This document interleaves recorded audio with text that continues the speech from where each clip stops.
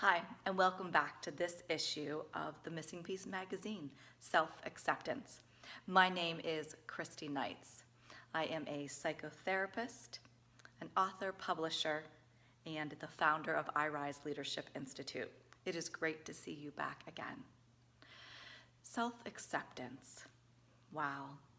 How do we get to that place where we truly just accept ourselves? Is it positive to accept ourselves just as we are? This is a question that many of us wrestle with. Well, today, what I want to share with you is that self-acceptance is essential to living a life of joy, to living a life of peace. Last issue was about self-love. How do these two differ? How is self-love different from self-acceptance? I think that we need to establish this prior to moving on to what I want to share with you today. So self-love is this falling in emotion with self, saying that I do love who I am. I do care for myself. I do take care of myself. Self-love is being able to look within the mirror and be okay. But see, self-acceptance is an action. It's an action step. It's the ability to accept oneself, warts and all, necessarily. So when we think about ourselves and accepting ourselves, it's looking in the mirror and knowing that every day we strive to be the absolute best that we can be.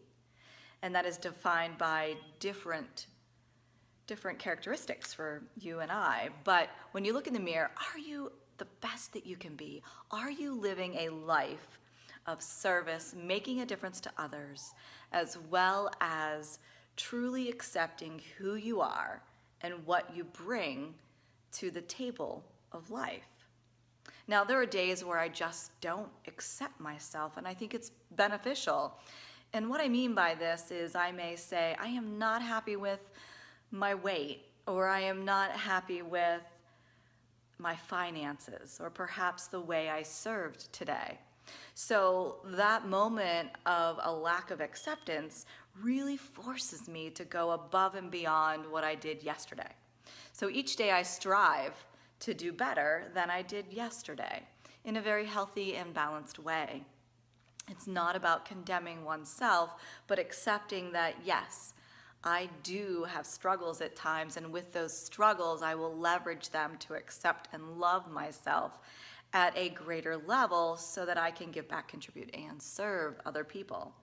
So when I accept myself for who I am, then I am accepting not only the way I look, the way I participate in our world, who I am as a person, my characteristics, both positive and negative.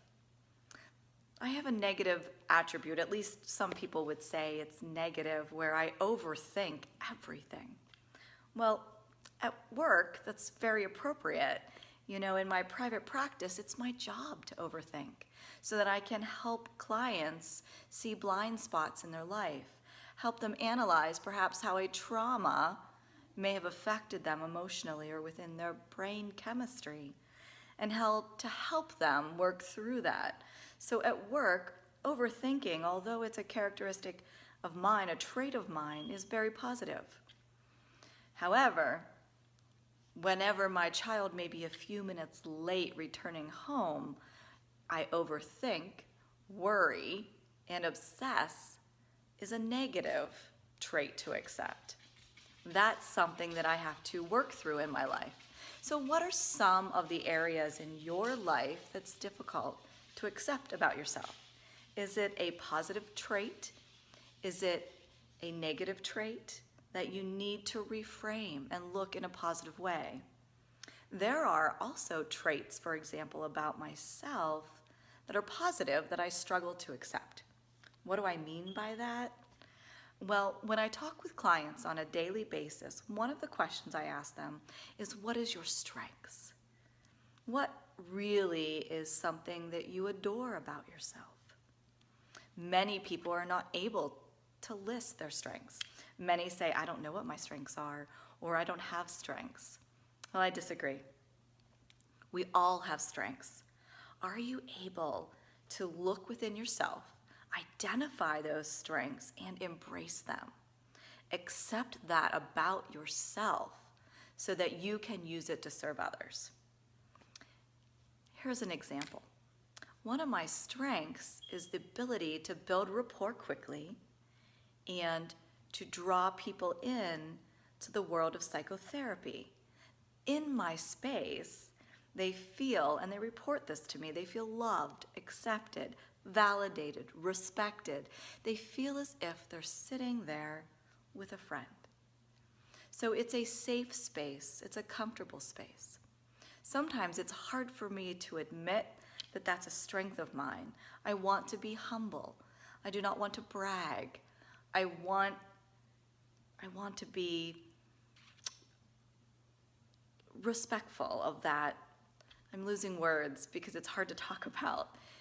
But what I challenge you to do is I want you to look at your strengths that you have and the ability to accept those strengths in ways that serve other people. Leverage that strength to gain self-love and to gain self-acceptance.